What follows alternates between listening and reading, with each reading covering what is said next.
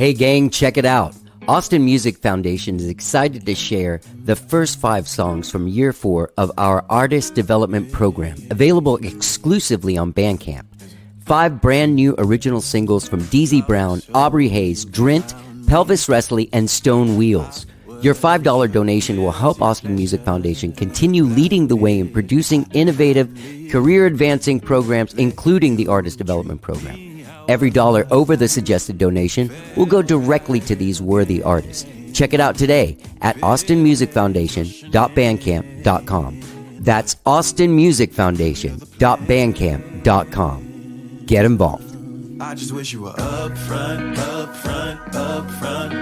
the jump. Attention Austin guitarist, are you in need of setup or repair on your axe? Well, I have the guy for you. That's my friend Jason Swedberg over at J. Scott Luthery. You can find him at J. Scott Luthery on Facebook. Gang, I've been taking my guitars to Jason for over 20 years, and not only does he do the very best job, but he has the fastest service and the best prices in town. Find him at J. Scott Luthery on Facebook or jason.swedberg@gmail.com. Gang, whether it's acoustic or electric, Jason is your guy. Get your guitars fixed. And you may ask yourself, well, how did I get here?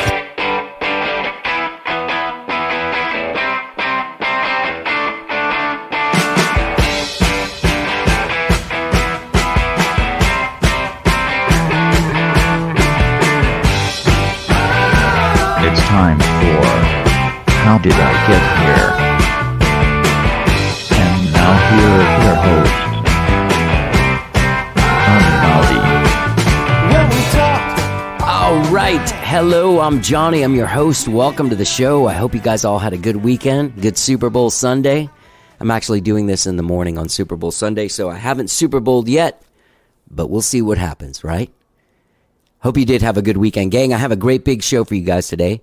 A doubleheader. I've got Cari Hutson, who has a brand new EP coming out this Thursday, February 11th. It's called Salvation and Soul Restoration, a fantastic EP written and recorded under quarantine, produced by her husband, Hunter St. Marie, and her band was able to play on it. Great conversation that we have. You can see the video for her single Blame just by going to carihutson.com, and you can find other singles from the record available now, but the whole EP drops on Thursday. But before we talk to Cari Hutson, I talked to my friend, Andrew Gerfers from the band Stone Wheels. Yes, man, Stone Wheels has been in the studio recording an EP that will be coming up in a few months, but they were part of our Austin Music Foundation's Artist Development Program Year 4, and they were part of ATX Gen Next, Adventures in Lockdown, Side A, along with Aubrey Hayes, Pelvis Wrestling, Drint, and DZ Brown. They released Side A back in December. But they are releasing Side B, brand new songs. He'll be releasing the song Nothing More, Nothing Less this Friday, February 12th. Andrew Gerfers and I have a great conversation about his experience in the Austin Music Foundation's Artist Development Program, working with the fabulous production team of Einar, Pedersen, and Frenchie Smith. And in fact, he's gone back to do an EP with them. I was over there the other day hanging out while they were recording, and it sounds fantastic. So without further ado, before we talk to Cari Hutson, let's talk to Andrew Gerfers from Stone Wheels. Let's get down.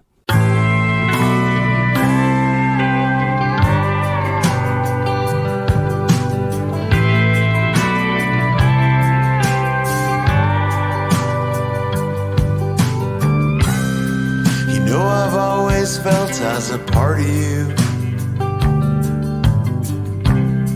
I feel your tears as I feel my own.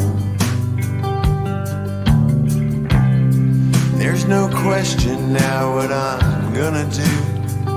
I'm staying home for you. You can never live without. All right. Andrew So we have to start over. Gerfers. Yeah, what up, Johnny G? Sweet. Excellent. Hey, tell me about the video for Lean Into the Light. It's a gorgeous video. As I said, I'm going to put it in the text of the body of this podcast so people can go watch it. After Yeah, awesome, man. Lean Into the Light. I used to live in this cabin out at my buddy's place in Driftwood, and we'd throw parties out there every April, autumn and spring. And so that was our Jamp Out stage. That was what we called the parties. And so yeah, they're great parties. We always have bands. And I always light the stage up and light the trees up in the back, make it look real cool. So for this video, I was like, man, that'd be great. Let's just set up out there, string real lights, strobe lights up in the trees, etc. Basically jam out on steroids. And so 3 iPhones, and my buddy edited it. What's your buddy's name? Let's give him a shout out. Matt Esky. Matt Esky, of course. Yeah, the great Matt Esky. Freedom. Legendary. And Freedom Records. He just did his full length. I might be maxing out here.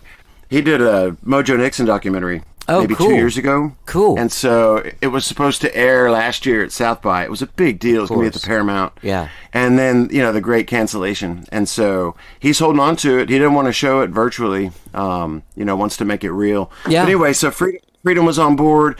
He came out and filmed. Chris Brown was on camera. One of my buddies since junior high. David Knowles was on camera. Aaron Blackford on lights, etc.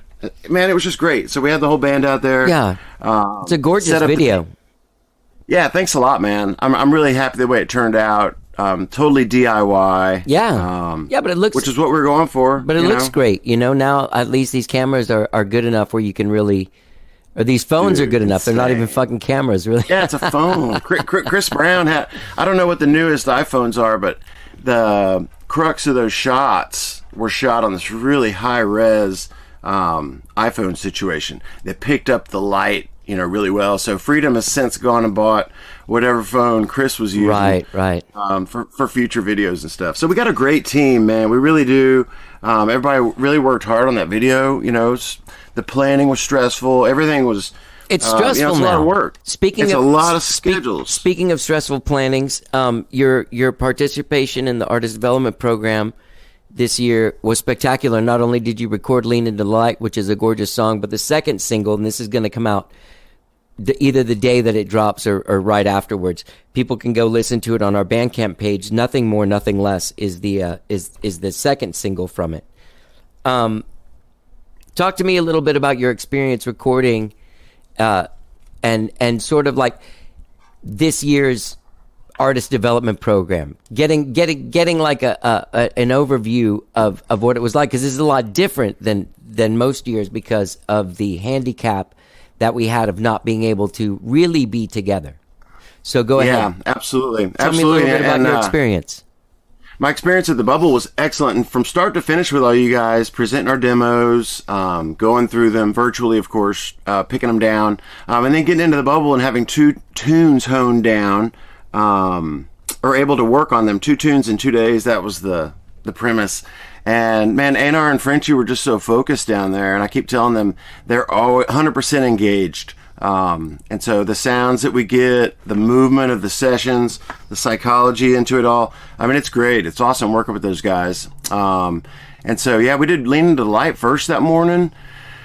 Did you guys record live? We did record live. George Duran on drums, Landis Armstrong on guitar, Gary on steel, and Einar on bass, and myself. And so we did record live. And if you recall, in September, coming hot off the heels of summer, I believe we were in there September 7th, and I've been up in Colorado, like hanging out. Oh, right, yeah. But it wasn't really following a big holiday. I think things were bad around here, but not as bad as, say, mid-December, because we went in mid-December to start our new EP, but things had gotten worse. Some dudes in the band, it was just a little more. They have families and stuff, and so it came down. When you say you went back, that's after you recorded these 2 singles for the artist development program, Next Generation, Next Gen, Gen Next, Gen ATX, Next, sorry, Adventures in Lockdown. I know, man, and I get all the words mixed up anyway. But that aside, I'll say it all right in the intro and the outro. You did all of that, and then you drank the Kool-Aid, baby. You went back to do more. I did, man, because our stuff sounded really good, and I know that was 2 songs in 2 days, and I'd been kicking around the 6-song EP idea, From the Forest to the Sea, and kind of knock out. I had 3, forest. Well, I got a ton of forest tunes, and I got a ton of sea tunes, but I just wanted to do a 6-song EP, a little more on the progressive bent, and so these three just kind of dovetailed. Three or four of those were in the demos I put in to do for the ADP project. And so no, but we've got 6 songs. Making progress. We're not done yet, but we've crossed the hump of getting started and the hump of getting the crux of the work done. So we see the light at the end of the tunnel. But the first in September recording situation led me to okay, let's do this while the iron's hot. Right. We're going to release these tunes. Lean Into the Light was perfect for pre-Christmas. This Nothing More, Nothing Less will be great for a springtime vibe. So the 2 flavors we recorded initially, I think, are cool. 2 sides of the band. Right. So what were you going to say? What did those guys, what did you feel those guys brought out in you, Einar and Frenchie, and the band? I think it was a definite focus, on getting stuff done right. Like those guys producing, they have the end result in mind. They know what they kind of want to do with the sound of the band. And so I think vocally on the first round, man, in September, cutting those vocals, I'd never done it with such, focus and stuff. And there was coaching to go along and coaching and coaxing. Yeah. Okay, sing that line back. Sing that line back. Keep this in mind. Right. Keep smile. Hey, if you smile, you project more. Just little bitty things that would get your brain. Okay, cool. And that goes with playing guitar. Anything we're working on. There's always kind of I've spent time in studios, of course, but not a lot of recording my own music. And having that focus on there. So those guys really kept things flowing. Like I said, man, 100% attentive to the task at hand. No, when you feel things flagging, it takes the momentum out of everything. If somebody's, not engaged in everything. And so, man, that really brought out, we'd pull long days, dude, 15, 16-hour days here on this EP, at the front of it. What about those would get me into magical spaces. Yeah. Yeah, that's... Yeah, go ahead. Those were long days for Lean Into the Light and Nothing More, Nothing Less, right? Yeah, those were long days for sure, and those were awesome. And I remember the second day was a Wednesday, and I had Chronicle on Thursday, and it was like we were making so much progress, and it was 3:30 in the morning maybe, and I had to get to running papers at about 5, and I was sitting there on the couch like, dude, I don't want to have to leave. I mean, it's my route. I do it every week. I love it. I love the gig. And so, but having to leave the studio and what we're really honing on, it ended up being awesome. The studio is full of deaths and rebirths, multiple daily. The ego gets hit, but you get the magic. And it's like that, man. And the bigger and deeper you can let those things flow and the more open to the experience you are. So anyway, that first setup, there was a lot of magic in September when we recorded the first 2 tunes for sure. And yeah, it was great. So I think that's why I'm drawn to that place. Yeah, magic happens. Yeah, it's funny the way that you're explaining that is kind of the vibe that I got in the notes that I made about Nothing More, Nothing Less. Is that this song seems like you accept life as it comes, as it is, or as it comes, or is that right? Yeah. Yeah, that's totally it, man. And the song began as a prompt in our songwriter group. And I think the prompt was nothing more or nothing less. Use one or both right, of these. Sometimes you change it. Yeah. Yeah. And so that one I was like, cool, man. I'll just use both. But nothing more, nothing less. I don't know. I don't need the finest of things, high sheet thread count is cool. You know what I'm saying? But I can't sustain, a lifestyle of, financial excess isn't my draw. Right. So nothing more, but I do want the best. I do enjoy putting in situations, where I'm extracting the most out of life, in my opinion. So that ended up kind of being about the deaths and rebirths. I woke up, stretched my wings. I had one promise left to keep, but no one left to fight. Surrender, man. At ease. Oh, there's a big at ease theme in a lot of my jams. Yeah. But I'm probably self-coaching, like, hey man, take it easy. Yeah. Be here now kind of things. So with a jammy element. It's interesting because in our in the program, kind of what we all agreed we saw in you, not just a great artist, but somebody who is carrying the torch of something that this music scene has stood for the whole time, which is kind of like a cosmic cowboy kind of dude. Yeah, A trippy dude like you out there having to jump out. Jump out, yeah, and our jump out was badass. That's my trademark. But Wolfson saw us at Little Longhorn a while back, and he's like, "Man, y'all like a honky tonk Pink Floyd." Yeah, and we'd probably played this song "Raise a Glass." I'm pretty sure. Yeah, there's a couple tunes that kind of have some tune. Floyd. Yeah, hey, thanks, man. Yeah. But there's some tunes we have that have some I like the airy side of Floyd for sure. Right, right. Careful with that axe, Eugene. Screaming and hollering and stuff. No, I don't like Roger Waters' the pain kind of shit, but I like the dreamy stuff. Yeah. The dreamy stuff for sure. So what I'm getting at is that it is what quintessentially would be the Austin sound, even before it became like blues stuff or like Stevie Ray. Before that stuff, the thing that set the precedent was what was going on at the Armadillo, and then that other freaky ass place where the 13th, what was the place on Congress? Vulcan Gas Company, where the oil lights and all that shit.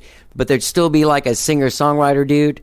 You know what I mean? Doing in there, yeah, doing like weird prog shit, like in and out. And to me, I do romanticize that, and I think that the whole scene romanticizes that, and I feel like that's actually a torch that should be carried generationally.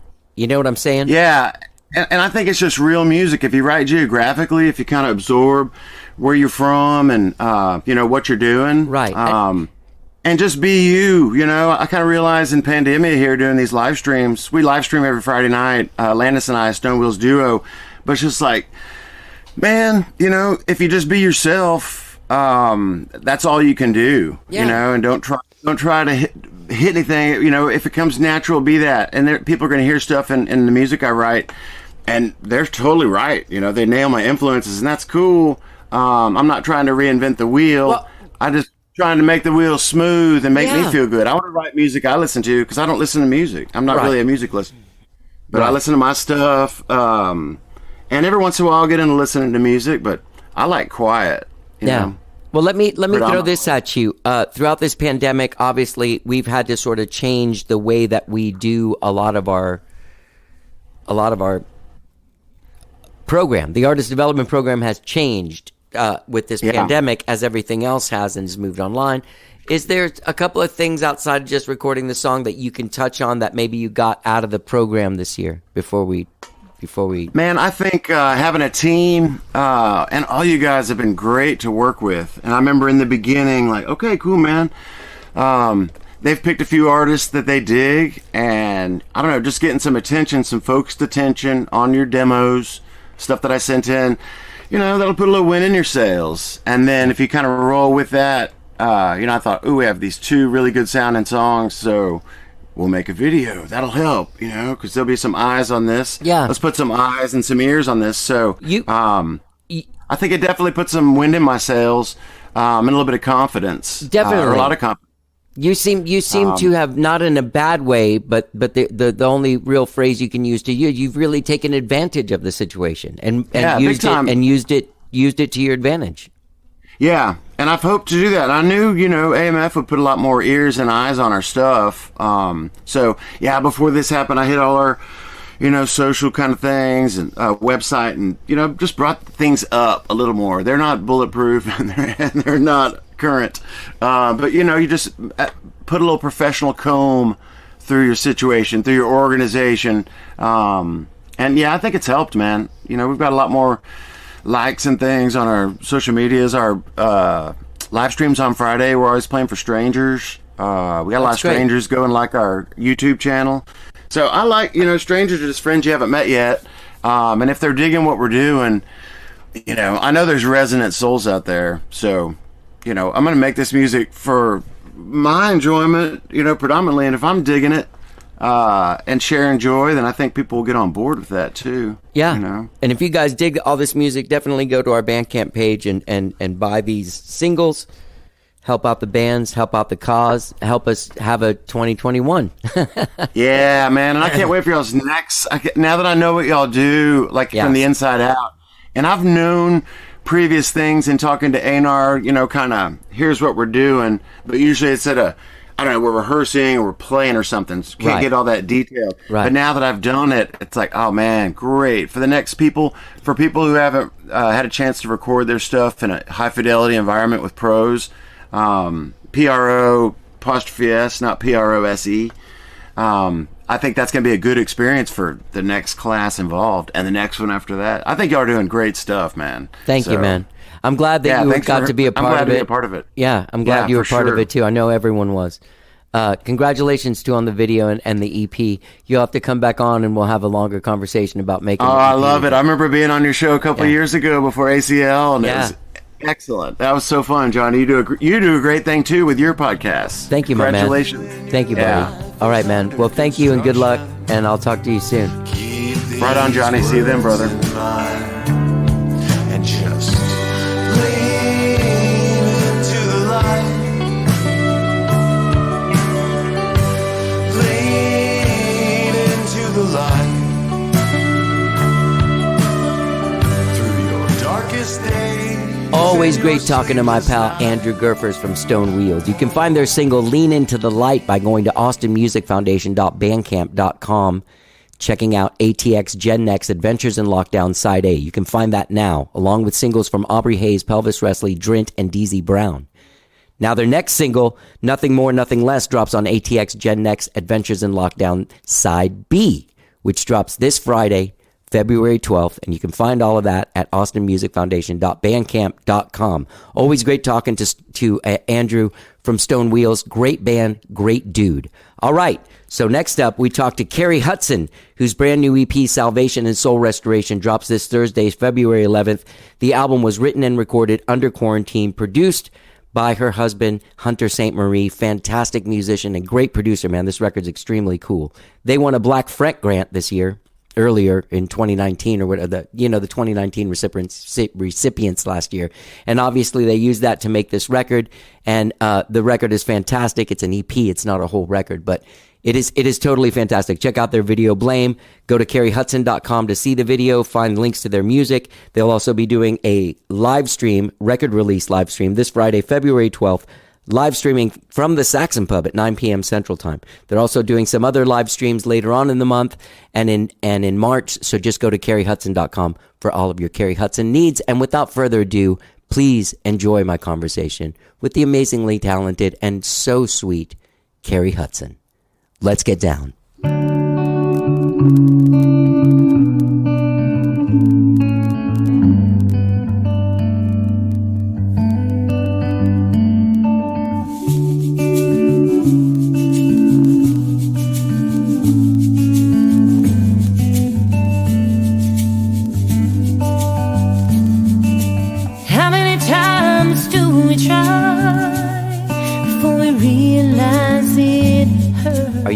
Are you celebrating this release with a live stream?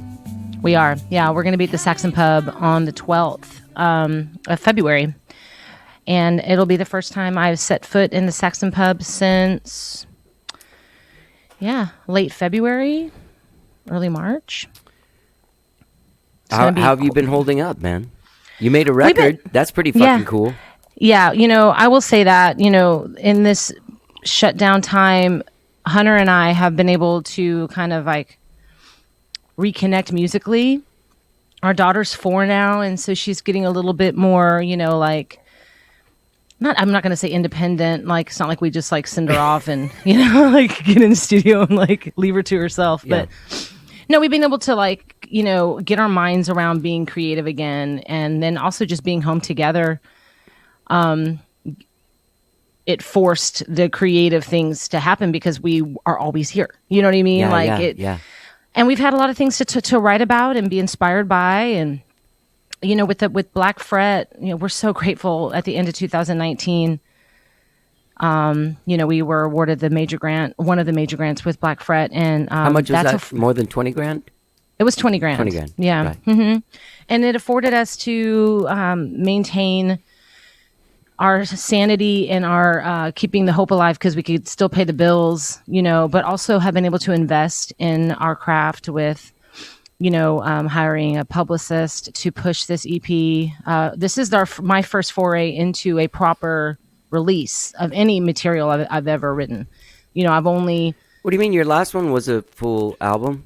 It was a full album, but what I mean is I never released it to the media or did a press push. Okay. Why did you not do that? Well, outside of not having the money. But I mean, even yourself, dear Jody Denberg, this is Cari Hutson. I have to be honest with you. I am such a business idiot. I could have done those things, Johnny, and I didn't. I did not. My mind wasn't even around what the music business part of it is. You know what I mean? Right. My mind and my heart were still back in those days where someone's going to discover you at the club and you're going to make it big. Yeah. You know what I mean? Like the idea of me searching someone's name and sending them my material and all is daunting. And also I had just had Hazel. I was, smacked. Because that was 4 years ago. Yeah. I was smack dab in the middle of postpartum depression. My whole world flipped upside down, sideways, back and forth. It was the most crazy coupling of emotions of the best thing in the world happening to me and then not knowing who the hell I was anymore. I'm supposed to be happy, right? Wait, I'm happy. I love her, but who am I? What do I do? It was a very, there was a little bit of isolation in that time of my life too. You have a newborn baby and couple weeks go by and all of the fanfares kind of fallen away and everybody gets back to their life. Hunter went back to work. He was doing construction at the time, and so he was going in the morning, and it was just she and I, and I was shell shocked, and I your friends are touring and doing right. Your friend, don't have kids. Yeah. And I had people come out of the woodwork that I hadn't seen in years because of Facebook. That's one of the reasons why I really like Facebook, is because I was able to reassert old connections through honestly, there was a post of where it was desperation, somebody help me, what do I do? And I had some friends from college that showed up at my door out of the blue, let me hold your baby while you go shower, and cry. You know what I mean? And I'll never forget that, the generosity of spirit and time that some of those women that are mothers that understand what that is to just come over and help. You know what I mean? Yeah. And it's a quiet thing. That the postpartum depression thing is a very quiet sadness, and there's an embarrassment to it. So you don't talk about it a lot when you're in the middle of it, and also when you're in the middle of the storm, your perspective is different. And so, yeah, I didn't call up a bunch of media at that time in my life, and it's also I'm constantly, anytime I record material, I'm immediately second guessing it the minute we're done. Oh, it's not good enough. Oh, we should have done that. Why did I do that? And bless his heart, my husband mixed that record, and as capable as he is and as great as he is at that, he was just as tired as I was as a new parent. Yeah. It's not like he didn't have a child. Yeah. He was busting. I would walk by and he would look at me with the cans, listen to this mix. I need your opinion. And I just didn't have anything to give, So there were some things that I felt, and he would agree, that we missed on some of those mixes because he was just tired and had listened to him too much, and he had lost perspective on him, and I just didn't have anything to give. And so as happy as I am with that record, Don't Rain on My Sunny Day, the intent of that record, Johnny, was to put in people's hands as close as we could what they experienced at a live show. Right, because even some people that might come see you play and might be listening to this now don't know this, but we talked about this last time you were on the show, is that you came from musical theater, and you came from this thing. It wasn't like you were presenting original music in clubs in a showcase fashion for years and years. I mean, right? Yes and no. I mean, I definitely, I left school before I got that piece of paper, and so musical theater is what brought me to Texas. into San Marcos, Texas, and then subsequently Austin. But when I left school, just quit, because I'm like a squirrel, and I'm like, oh, look over there, I'm going to do that now. And I got really in love with creating original music. I only did it live. You know what I mean? Like we'd write the song, we'd perform it live, and that was my relationship with the career of being a musician. All of the red tape and all of the stuff you have to do, and the paper pushing and look at me, write about this. Even before all of the social media, it still was not on my radar. Right. You know what I mean? Right. So the idea of how you push a record, how you get people to listen, and all that is just always been over my head, beyond me, but also not over my head in the sense that I couldn't understand it. I didn't care to understand it. And I'm not proud of that. Like, I wish I would have cared more. But the cool thing for me, I guess, is that this EP, Salvation and Soul Restoration, I'm glad I never did a formal push on any of my other stuff, because this is like the first time that I can honestly say, like, this is a calling card for me. This is who I am. Yeah. This is how I sound. This is my intention. It's 5 songs that somehow, when we were putting them on an EP, I was talking to Hunter and I was like, how do these songs go together?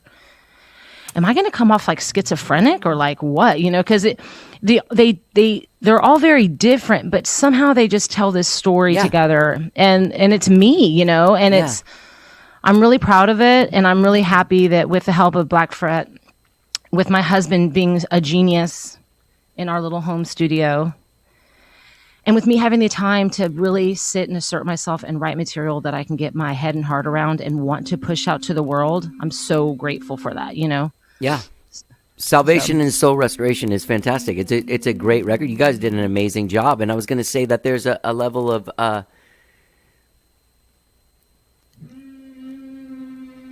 confidence. Is someone moaning in the background? It's Hunter. I'm going to tell him he's doing work outside. Hold on one second. Sounds like there's a whale in your house. I'm in the middle of doing my big "You're awesome, Cari" speech.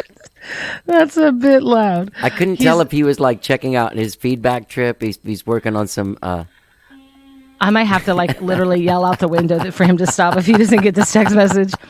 He's refacing our patio downstairs anyway with cedar, and it's beautiful, but it's not a good sound. So thank you. Thank you for listening to the EP. It is more confidence for sure, Johnny. I mean, also I found that it was. It had that record feel. There's a lot of times there's like a person that sings in a certain style like you do, in a blues-ish fashion, a big singer. There is like immediately this sort of production that goes along with that, like a stock production. And I think that we hear that a lot in town here with bands. Like you listen to a record, you're like, that doesn't sound like a record. That just sounds like you went in there and did your thing you do at the 5 o'clock thing. You know what I mean? But this really sounds like a record. Like it has intense intention. Well, thanks. I'm really glad that comes through because, I'm a rather intense person. I have my moments when I can come across like I'm this like free spirit type. I have my moments, but like in all honesty, I'm a very like intense and emotional and like I care a lot. About people. And I care a lot about the idea of like putting yourself forward and giving yourself an opportunity to be heard and shine and be happy and like, and this has come into my, like the center of my soul so much more now that I'm a mom. I've always been that way, but now it's like, I feel like with Take the Day, that's our next single. It comes out on the 22nd of January. That song, the minute it starts, every single time it makes me tear up. Every single time. It's in the guitar at the start, but it's also in the intention because I know where that song was written from, where the place it came from in my gut. And, I just hope that it comes across to the listeners as it did for you because, like I said, this is my first foray into really blasting it out into the world. And I'm 42. You know what I mean? I'm just now really trying and asserting myself. Like, way to go. Yeah, late to the party. I know that feeling. I was shooting a video last week for a song that I did with some friends, and I was kind of looking at all of us and looking at the video and going like, "It's a bunch of old dudes singing this song." I mean, who really cares? But it's just like when I talk about it, I'm just like, what? Well, the thing is I'm of the belief, and I do believe this, and you can see this in people that are true artists, like, you know, a guy like Alejandro Escovedo, a guy in our own, you know, universe. Yeah. A guy that wasn't recognized until he was in his 40s for being great, you know, on the level that he is. And he does get better, you know? Yeah. Yeah. A lot of people do get better. If you keep trying, and it sounds like you have artistically are coming into your own. Like you've found your voice as a writer and artist and singer and in the production. Like it's all very realized. Well, I that makes me so happy to hear you say that, and I have to give that to Hunter too, because we've become quite the working duo, and I mean, it's forced. We're here at home. We can't go to another studio, but I mean, we don't need to. He has been building this studio for years, and you know, truth be told, he was kind of getting ready to sell it all, because before the shutdown, he and I were both wrapped up a lot in the cover band scene. You know, he ran sound production for London Calling, and I was one of the lead singers for that band, and we worked a lot. And what is I know that's been a fucked up thing.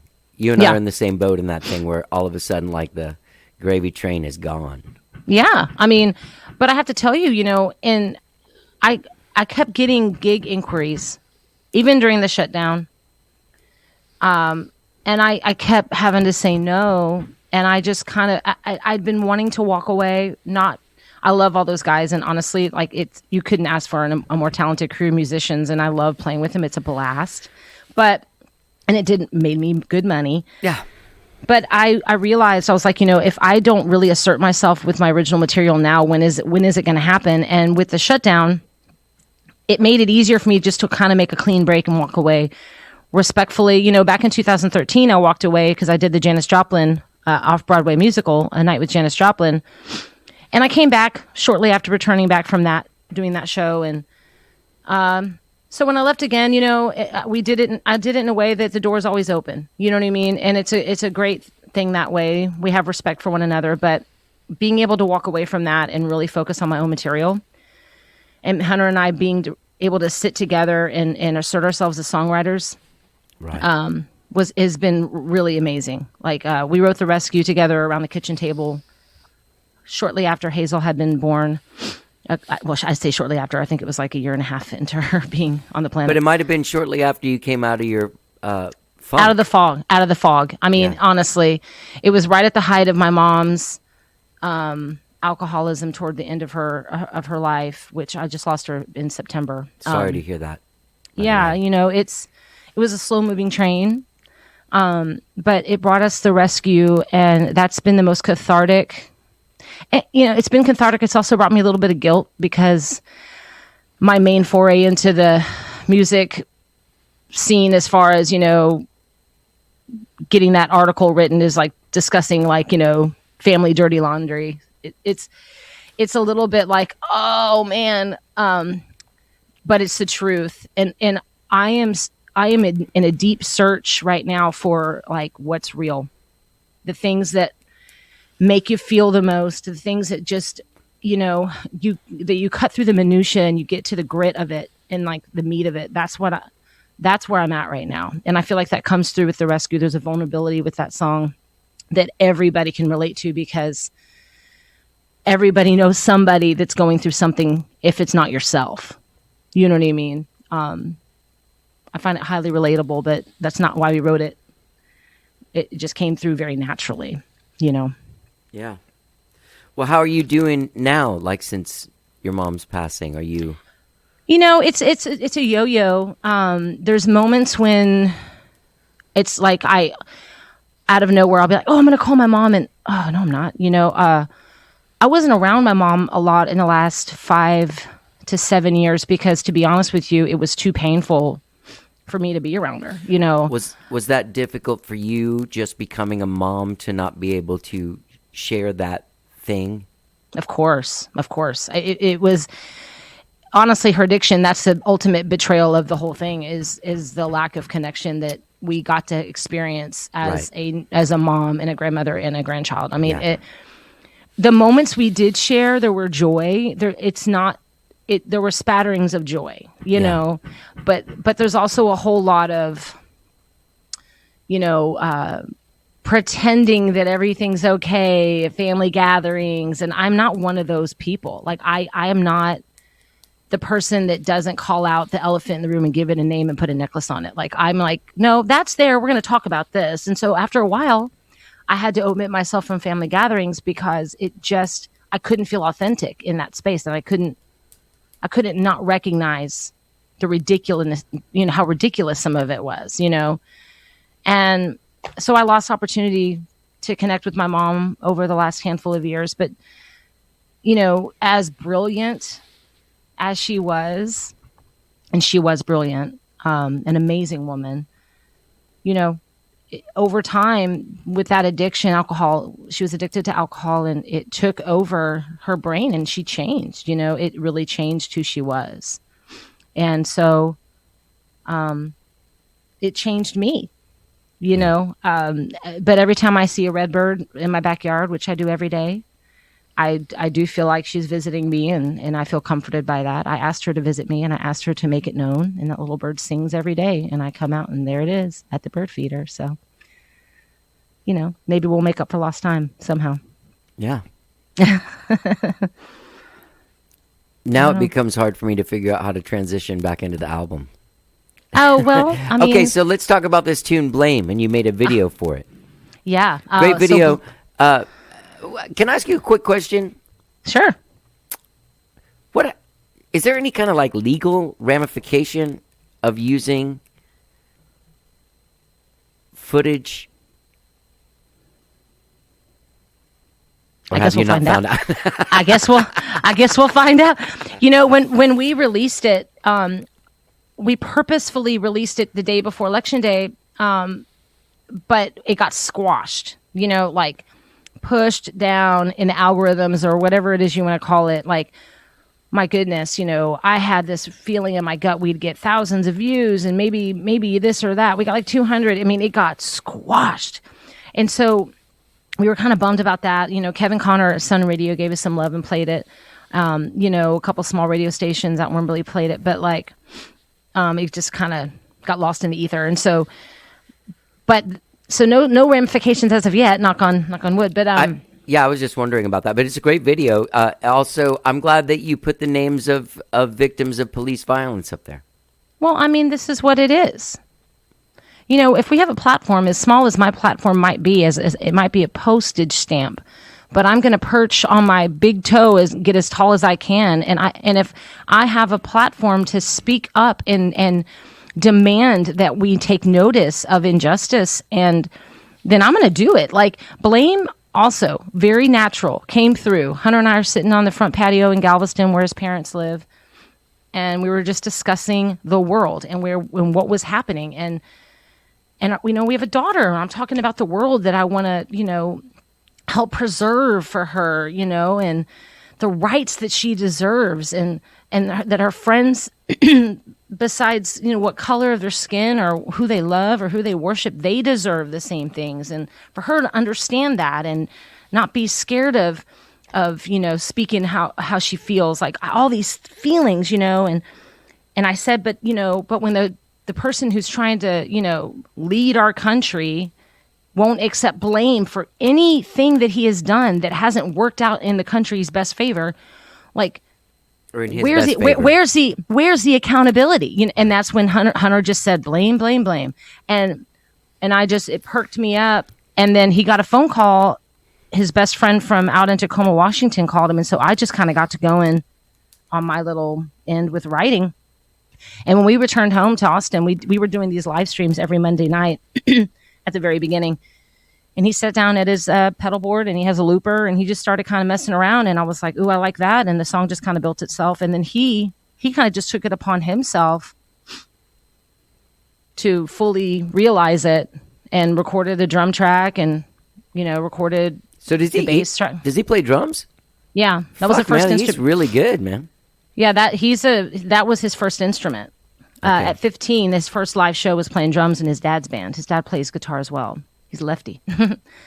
So yeah, man, Hunter built that track from the floor up, and Bryce Powell played the keys, but otherwise that was all Hunter. And he kind of quietly did that. Like Hazel was stuck in Galveston for 2 weeks because we had to quarantine properly in order to bring her back home, because she went to visit them, and then there was like the shutdown. And like the major shutdown, like not the, hey, you shouldn't stick around people, or maybe you should wear a mask, maybe you shouldn't. Like the, hey, look out, it's happening.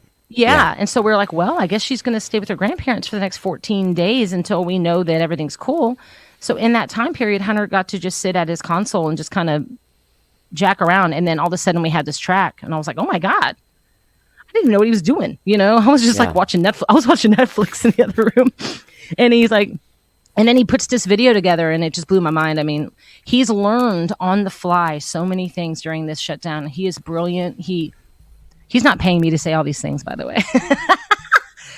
But he's brilliant. And the things that he's learned to do has blown my mind. And that EP is a lot of his work, and it's a testament to somebody able to help somebody else fully realize their music, Yes. Which to me, 100%. like I could see him getting work out of this. Like, I think he will. Jerry Tubb at Terra Nova, who mastered the EP. He's a great dude.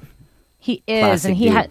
he had such lovely things to say to Hunter about his mixes, and I really don't think he would have said it if he didn't mean it, And so he's kind of talked about trying to pass some work on to him, and which is great, because that is kind of, Hunter's studio is called Homegrown, and it's small and it's in house right now, but the idea is to have a freestanding building, eventually, and that's what he's out there building.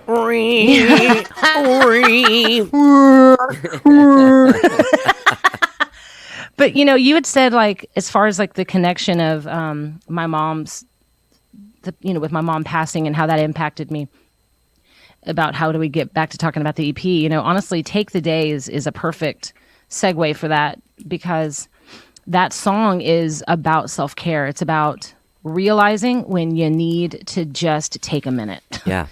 And I know it's easy for me to say. There's plenty of people out there that work 18-hour days, and they're like, girl, I ain't got time to take the day. Like, get over your white privilege, please. You know what I mean? Right. But really what it is it's like, when it's life or death, when it's like self-preservation so you don't go mad. Yeah. You just take the effing day. Yeah. And you sit and you swing in the chair and you do whatever you got to do. You sit and stare at the wall, but you stop. You stop, because what my mom didn't ever do is she never stopped. She always was taking care of other people. I mean, my gosh, she was a home health hospice nurse. That's what she did. She kept people comfortable in the final moments of their life. Right. And she put herself on the back burner all the time. And I'm a living and breathing example of someone putting a lot of care and work into somebody and not themselves. She put a ton of care into me. I owe the world to my mom, and my dad. But that song is a gift not only to myself, but it's a gift to other people. Women is where my heart's center was in writing that, because I can only write from my own perspective. But it's just like, hey, don't forget. You know what I mean? Like, just take a minute when you need it. And so I hope that maybe it'll give someone a little bit of that quiet little hug they need when they're having a rough day. You know what I mean? Or a push to remember to take care of themselves. Yeah. What else have you been doing under quarantine outside of making great records? We've just been trying to. You're so sweet to say that. Taking care of this 4-year-old. It breaks my heart to hear her say things, because she just doesn't understand about the shutdown, and not being able to see her best friends.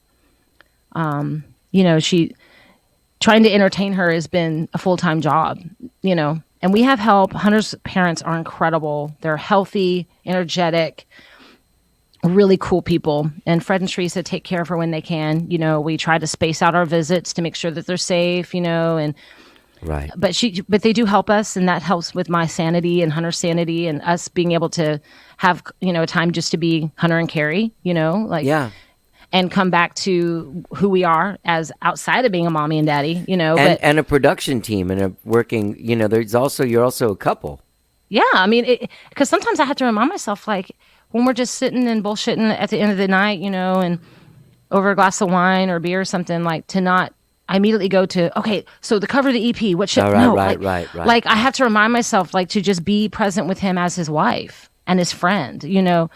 But yeah, we've just been trying to keep her busy, trying to, you know, she said, we call it the big germ. That's what COVID is, the big germ. So you kind of make it into a character that she can kind of visualize, you know, and that's why we can't see our friends, because we don't want to get the big germ. And but she said things like, nobody likes me, I don't have any friends, and because she perceives that no one wants to play with her, not that she can't play, you know. Right.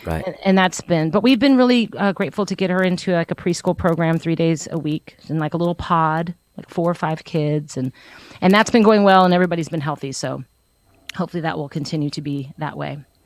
That's good news. And I've been hanging out, you know, we've been in a pack pod. I'm in an all-female group called Pack, and we've been able to gather and do a live stream here and there. And so that's been really soul-saving to be around those women.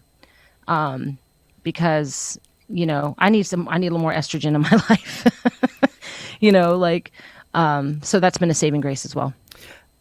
You guys went to like Houston, right? And you did like a Mucky Duck thing. Yeah, we did. It was a blast. We quarantined for a few weeks, and then we went to Mucky Duck, and we did like an overnight stay at a hotel, and got to hang out and have kind of like a little retreat type thing, and it was a blast. And the show was great. What goes on in the hotel? Because that, I mean, are you guys? Does somebody bring some kind of bottle of some or several bottles of some? Because you guys are pretty rock and roll. Wine, a lot of wine, Okay. a lot of wine, red wine, yeah, or tequila. It's one or the other, except for Violet. She's full on Tito's. That's her only jam. I'm with her on that. I know you are. Yeah. But no, it's a great group of gals, and we just laugh a lot. We really connect, and How do you guys rehearse? no. You just kind of do your thing. It's kind of like the idea of like the resentments kind of a thing where you get together once a week and you just do shit. That's right. Yeah, it's a song swap. I mean, at this point, when we say we're a band, it's like it's kind of that was kind of pushed on us. We never called ourselves that because we just were like, no, we're just like jamming, you know. But people kind of started calling it what they felt it was, which is fine. But we are wanting to create pack material and write as a group and stuff. But we just haven't, mostly because of the shutdown, haven't had the chance to assert that. So right now we just kind of jam on each other's material, but it's so cool because, you know, a Madame Radar song sounds very different in the pack setting. You know, my music comes across very differently in a pack setting. So, and then, you know, the Reverend Few and Andrew McGee, you know, they all have their own sound, but you put it in the room with these women in the way that we play our instruments and the way that we sing our parts, and it takes on a whole new shape. Yeah. So it's really cool. Yeah. Andrea's new record's really good too, man. Oh, fantastic. She's incredible. She really heavily inspired Take Today. That track came from a conversation with her. And as I was talking to her on the phone, I was looking out my window watching one of my like little swings that sits on my back patio, kind of just swinging in the breeze, and that kind of got the idea flowing. And she was in the house when we were recording my vocal. Hunter made it very clear he wanted another person's set of ears on my vocal take because I guess I wasn't very gracious in a previous one. That's an intimate time, man. I mean, I didn't take his opinions and advice on my track, I guess, very well, and I didn't even remember it. But he was like, "Yeah, you weren't very nice." So I think I'm going to get someone else that's a singer that you trust their opinion a little bit more. And it worked. You know, Andrea came in, she listened to my track, and then she came across. You know, at the end of Take the Day, it kind of goes into an explosive vocal that was never written that way. It was always just like, it came in, the song came in, it did its thing, and then it left. Right. But Andrea was like, man, I feel like I need you to get on your like pulpit, so to speak. Right, because there is that whole like Reverend Cari on there. Yeah, like demand that people do this. And I was like, okay, well, maybe, I don't know. And, and we track my vocal in my master bedroom closet. And so I'm in there like, go take it, like screaming at my clothes. But it was all her idea. She gets production credit on that song because had it not been for her sitting in the studio that night, that would not have gone down that way. And I honestly feel like it makes a song. Have you ever had that kind of scrutiny, like when you're in the studio, like with somebody being? Yeah, you have. Okay, because some people, they manage to make it through without it. You know what I don't like is the when there's a glass involved and a talkback button. And then everyone's in the thing, and you finish singing, and everyone starts looking at each other and kind of like nodding their head. And you're like, what the fuck are you saying? And they don't push the button until they're like, yeah, let's go ahead and do that again. I'm like, yeah, well, what the fuck were you saying? Like for 20 minutes. Yeah.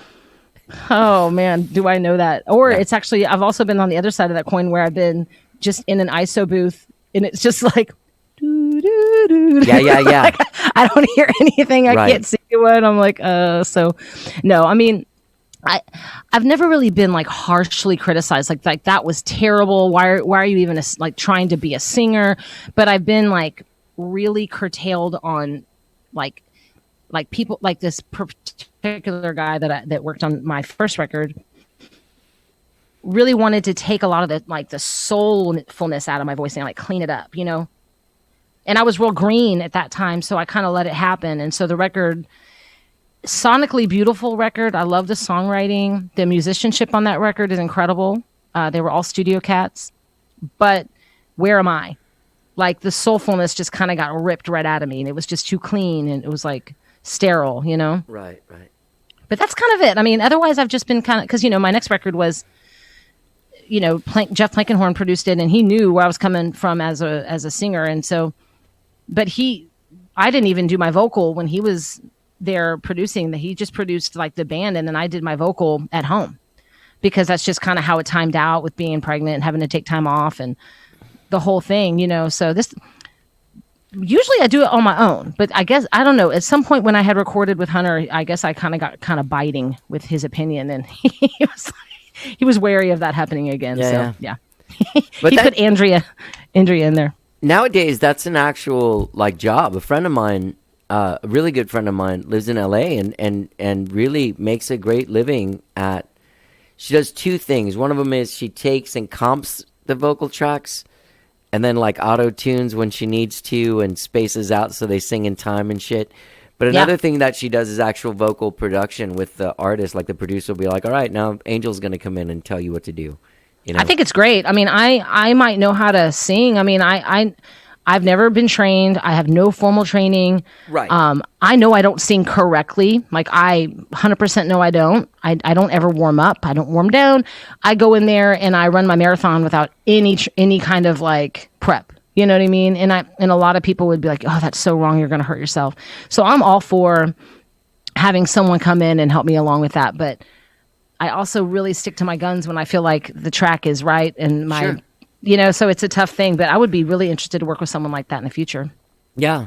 Well, it's interesting because there's that fine line between having someone that sings as soulfully as you do to also not, there's like, the Christina Aguilera thing. Like, right. I just listened to this podcast with the lady that wrote Beautiful from, she was in Four Non Blondes.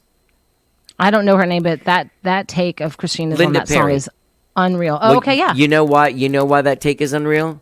Why? That's the first take, and she was reading the lyrics from the sheet, and then like she was like, "Oh no, I'm gonna go back and recut it," and she was like, "No, you're not."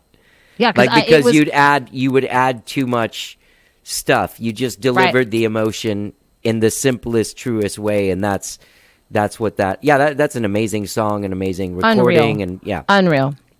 Yeah, when I heard that story, in fact, the gentleman that did the first record had told me that story about it being a first take, and it just, he like played there's a place where you can just listen to it without any of the instrumentation. Right. And it's like, it's flawless. Yeah. Blows my mind.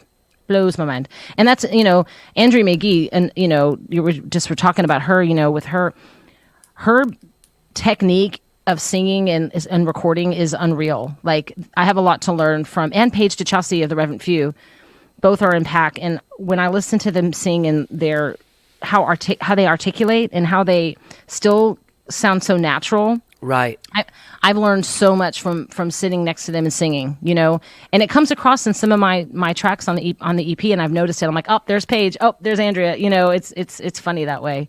You kind of borrow styles every now and then. Well, that happens. I think it's healthy to have that sort of, you know, Sure. tribe or Right. pack, if you will. I will allow.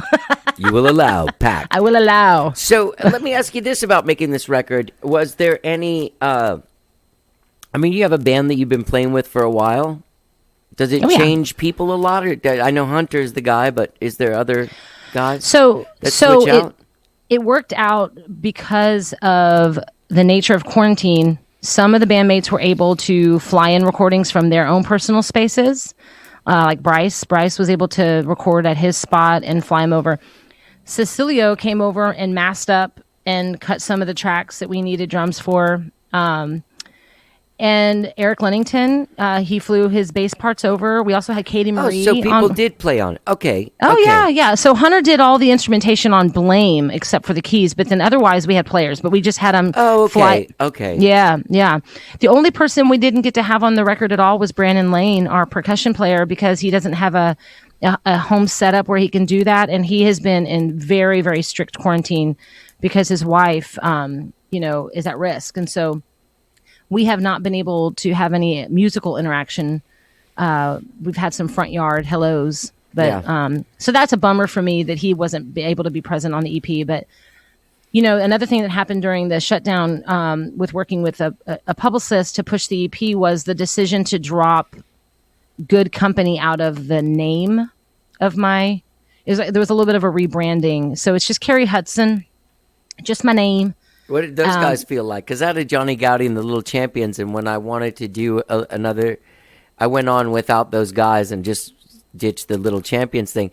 And those guys wanted to do another show, and then they're like, "So it's going to be Johnny Gowdy and the Little Champions, right?" And I was like, well, "No." They left their ego completely at the door. I asserted a conversation with each of them and explained the reasoning around that, and they were all for it. They were all like, "Man, do it. They're your songs, and it's your name." I mean, some of them had their own opinions of why, and they were all very positive. And the thing about it is, they're always going to be Good Company when we're on stage together. God willing, when we can.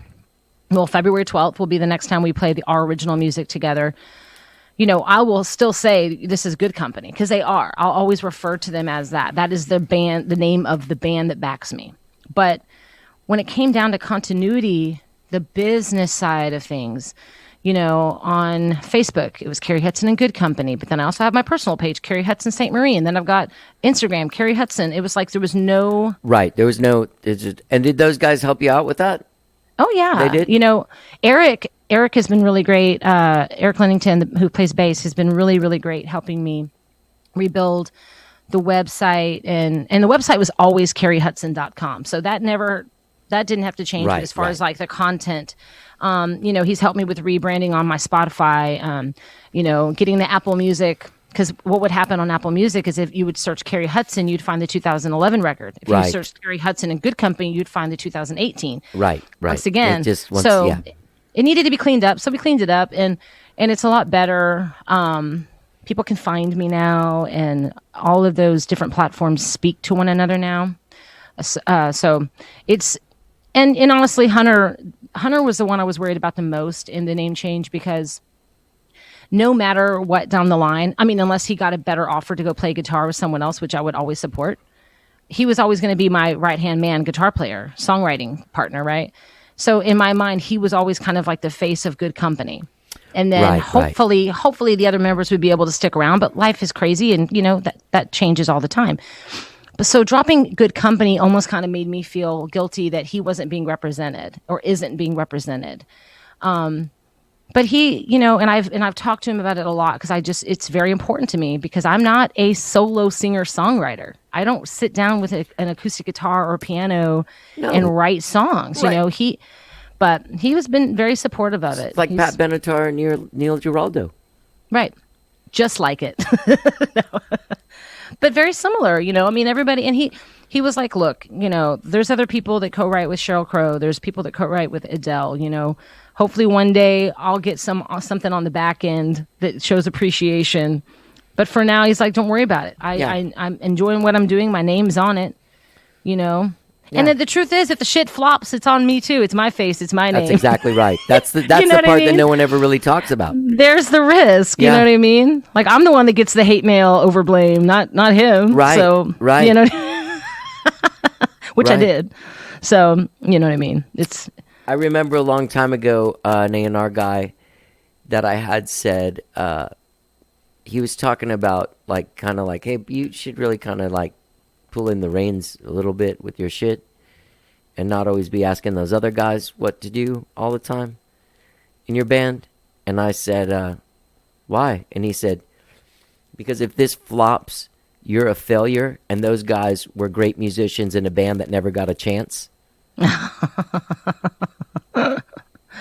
Yep. It's a realistic thing. I mean, that's a realistic logistic of our position as the dude in the front saying the shit to the people. Absolutely. 100%. My aunt refers to Led Zeppelin as him.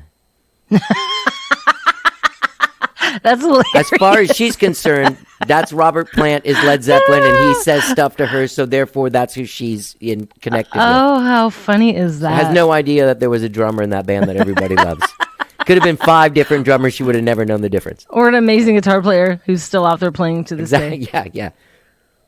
Oh, what a trip, man. Isn't that a funny thing? Because when it really comes down to the general Joe, and I mean, we're spoiled because the people that come and see this shows at Saxon Pub, I mean, some people will come see you because they love Hunter. Right. And they go see Hunter play. Right. Which is a lot different. But once you get out in the world of just the people that like you and like your song, they don't get as involved as some of our fans that we have here, which are a great treasure. I feel bad for the fans that live here. I feel bad for our super awesome music fans, like all of the people that are going to post under here with videos of you playing at a place because this whole thing means so much to them that they have their own personal YouTube page of the shit that they're into. It's incredibly sad what's happened. And my gosh, when you try to put it against the loss of human life, there's no comparison. There's no comparison. We're in this situation and we got to accept it. Doesn't mean it doesn't suck ass. That's exactly right. Yeah. You know, and so when we find ourselves talking about it, I immediately do go to that place of like, oh, but I don't want to, I know that there's bigger, fish to fry. There are bigger issues, but it doesn't mean it doesn't suck. Think about I'm not going to name people's names, but, I think about some of these people that I've never gone out to like 1-to-1 or Saxon or kind of done like a round and not seen these people right which makes me think that even when I'm not there, they're just there. They are. And that was their life. They have a job, they work it, and they go, after 5, it's time for me to immerse myself in this shit that's going to take me out of this day shit I have to do day to day. And this is what keeps me going every day. Yeah, it was their salvation. You know what I mean? Like going and not only getting what they needed to get out of it, but giving back. I mean, they pay a cover to get there. They go to the bar and they put, money in the tip jar at the bar. And I know that because not only have I been on stage at those venues you mentioned, I also was behind the bar. Exactly. So I know those people you're talking about, and it's heartbreaking because in this whole shutdown of our industry, we've lost the ability to have that therapy that's the real shit. Like when I perform, there is a transference of energy that happens from an audience, and I don't care if it's an audience of 2 or 200 or 2,000.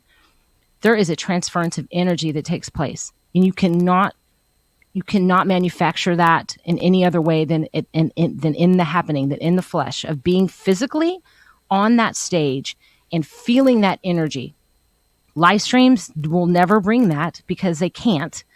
And it was a nice substitution for a while. It still is.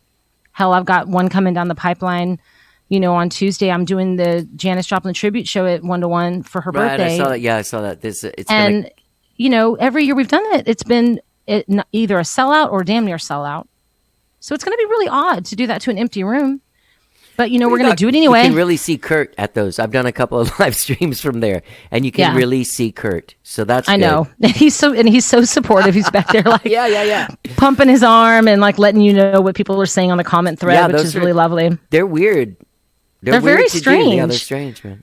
I watched Dave Scher do his live stream from 1-to-1 last night. We procured our virtual ticket and sat as a family in our studio and listened on the great speakers and took in his show. And it was a world-class performance. And, after each song, just that dead silence of just like, yeah, it just doesn't get more awkward than that. And Hunter and I had recently watched this, the old recording of Stevie Ray Vaughan at live at ACL. When was that? Like 80, 89.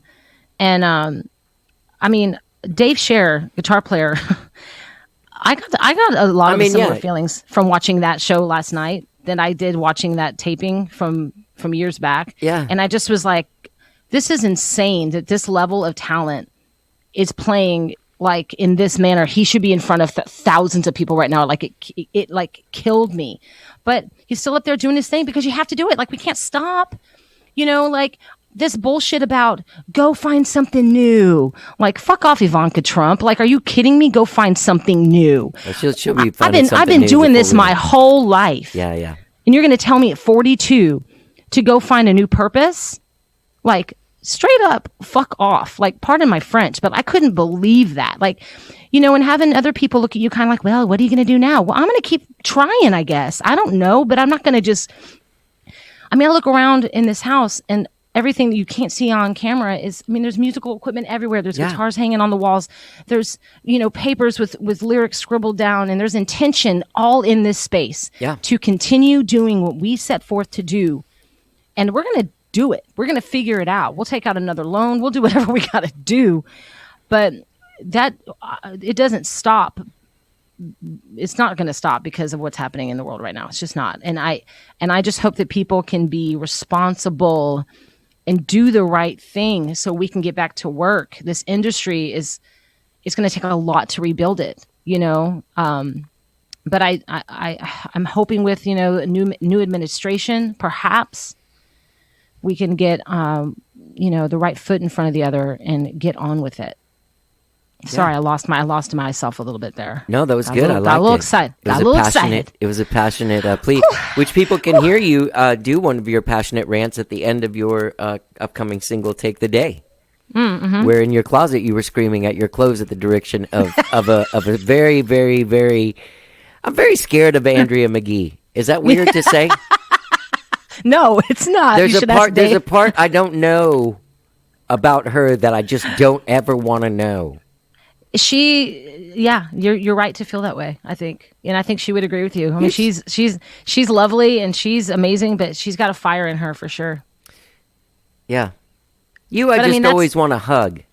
Dude, is that weird? No. I like hugging you. I like hugging you too, man. Yeah, you're a sweet soul, and you have. Now I sound like I'm wasted or something. Dude, listen, Cari, I love you, man. You know what you have, man. You are a person with a tremendous energy. Like there's an energy that radiates from you. Once again, thanks. I don't ever want it to be on the energy when it's like bright red coming after me. That's true. But true. I do that level. Your energy is lovely to be around. I remember there was something we were doing. I was thinking about it this morning. We were in space at a rehearsal where there's a bunch of people doing things. Yeah. And I sat next to you, and it's one of those things that stands out. This sounds so weird to say, but it's one of those things that sounds like it stands out to you because you're like, oh yeah, I like sitting next to her. I like her. Yeah. That is so lovely. But I have to tell you that I'm not typically one of those that, like, when you receive a compliment that it's meant that you have to give one right back, because I feel like it can come off quite contrived. You don't have to give me a compliment. No, there's just an audience of people listening to you not giving me one. But there's a genuine... Oh, my God. My army of Trump supporters. No, but I genuinely feel that way about you. Like, when I did the same podcast a few years back, which I was so excited, and I basically demanded that you put me on in the middle of 1-to-1 that night. Did I? If you don't recall. Well, usually I was really drunk, and I would be demanding something of somebody else, I think, at some point. That had to do with like Tito's or something. You were talking to AJ and Kendall, and I walked over and I was like, "When are you gonna have me on your show?" And you were just like, "You're like, wow, who's this?"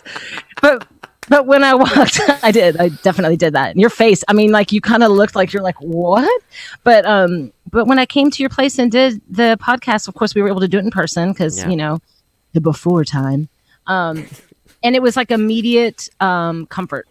Good. You have a beautiful spirit yourself, my friend. Thank you. Well, I'm glad that we're able to be around each other. People, I guess I'll drop this record. I'll drop this episode the week before the record comes out. Beautiful, yeah. And then people can see your live stream from Saxon Pub. What time does that take place? 9:00. Okay, Central Time. Yep. The From Saxon the Saxon Pub. It's going to be nice. Facebook. Are they doing like regular shows from there? I mean, is that something that you can do and make money doing as a club? I don't think so. I hate to say that, but I don't know what the numbers would need to be to. Are you talking about pure live stream or having I'm talking about like live streaming. I don't think so. I feel like people are getting fatigued from live streams, and so they're tuning in, but not quite at the same level. And people's little satchels of coin that they were able to kind of like push out at first, or that it's getting a little tighter, and so you're not making as much on a live stream as you did at the start. Right. And that's just on a very personal level from home when I don't have anybody to employ. Right. So yeah, I don't know. I hate to be a naysayer, but I don't see how they could. I really don't.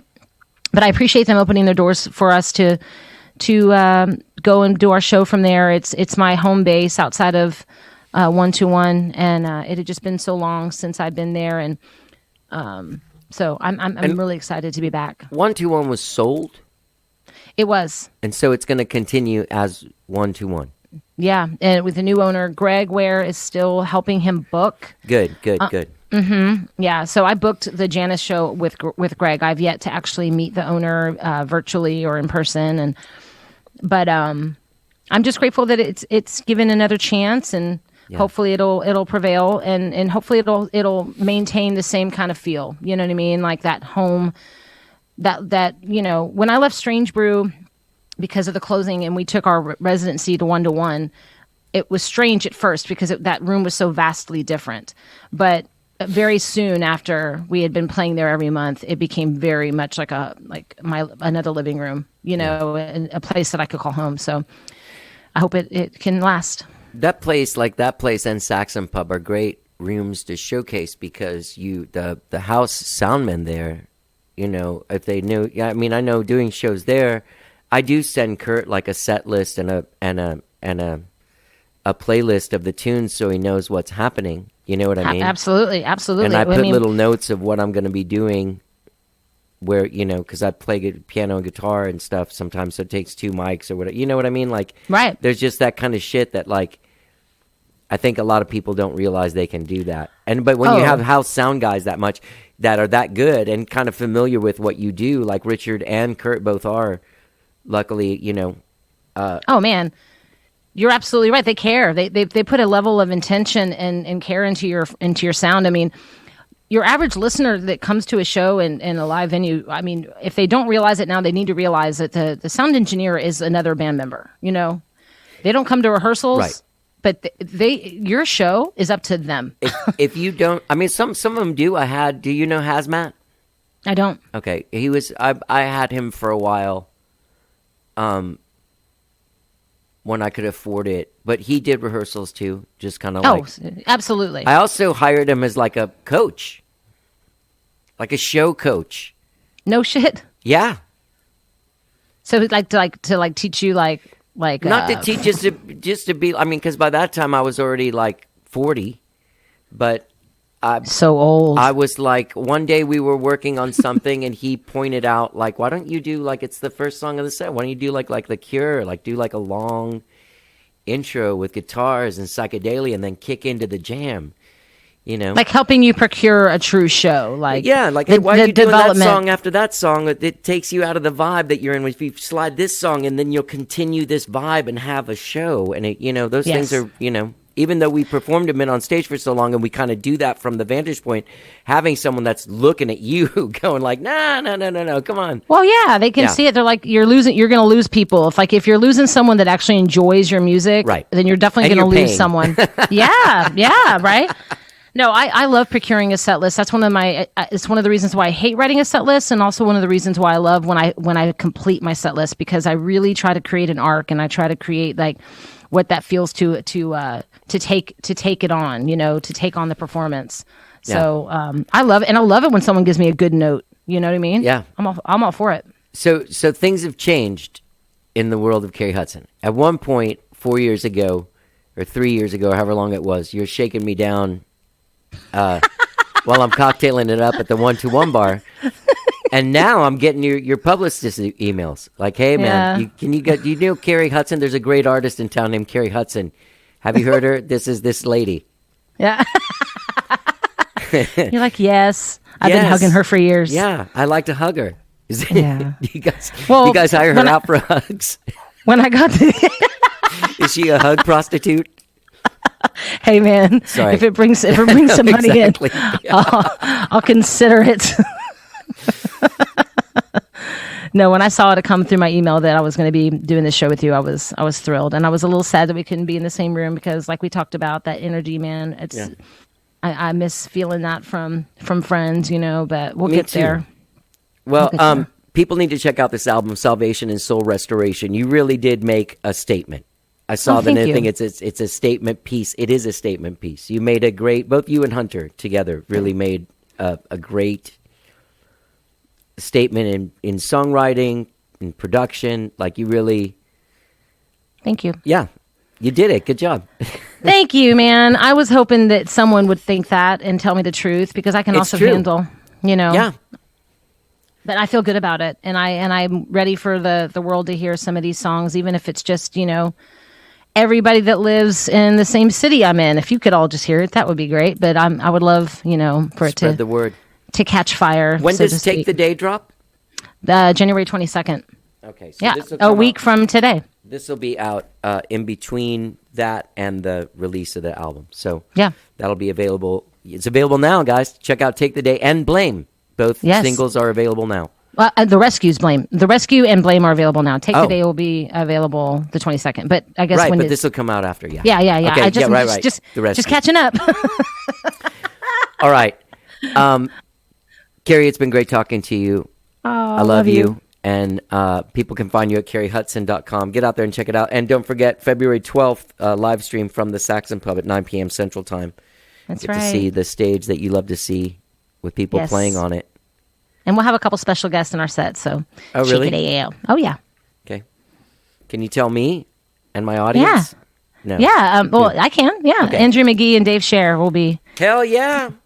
Yeah. Because they play it on Take the Day, so we're gonna have them fully realize that song at that show, and then we'll have them on a couple other tunes, because you don't ask them up on one and then kick them off the stage. They're too good. I wouldn't even have either one of them near. Like, they're both better looking than me and more talented. I fucking hate them. It's a little dangerous. Yeah. I'm just gonna put a brown bag over Andrea's head and just pretend like nothing's wrong. Like, no, I won't. I would never do that. But yes, tune in, check it out on Saxon Pub on the 12th. I'd love to see everybody. Thanks for doing the show. Everyone, check out the EP, Salvation. Thanks for having me. You're welcome. Love ya. Love you too. How many times do we pick a side before the battle's done? All right. Cari Hutson, man, what a great talent. What a great conversation, man. I love talking to her. I miss her. I do appreciate her spirit and soul and energy very, very much. I love being around her. Check out her EP out February 11th, Salvation and Soul Restoration. All right. Her songs, The Rescue and Blame are available now wherever it is you stream and download your jams. It's a great record. Hunter did a great job making this record. Hunter did a great job as well. The whole band, everyone, and of course Dave Scher and Andrea McGee are lovely people, and I don't mean anything bad when I make fun of their beautiful looks and extreme talent. All right. Hey, gang, don't forget when you're out there checking out CariHutson.com, which is where you can find Cari Hutson and everything she does, the Blame video, the music, links to music, photos, more albums. I'm doing these arm gestures that I think you would really like. But don't forget when you're out there checking out CariHutson.com, you can subscribe to this podcast wherever it is that you find podcasts, be it Spotify, Stitcher, TuneIn, Overcast, Apple Podcasts, or wherever it is that you get your podcast. You'll get a new show every Tuesday and every Friday. Me talking to a great artist either from Austin or Texas or anywhere really in the world, especially now that we're doing Zoom.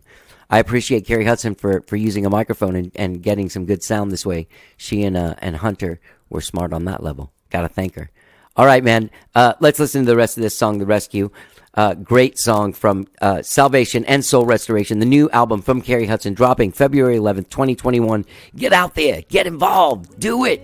Have a great day, whatever it is you're doing. Let's get down. At the fork in the road, and which way points to home.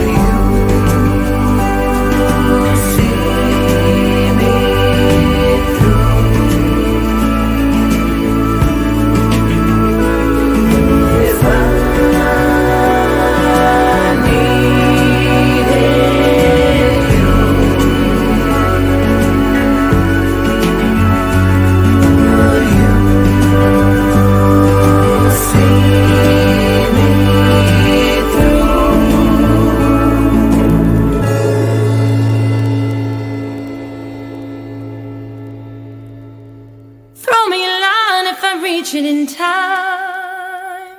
Baby, rescue me. Throw me a line if I reach it in time. Baby, rescue me. Throw me a line if I reach it in time. Baby,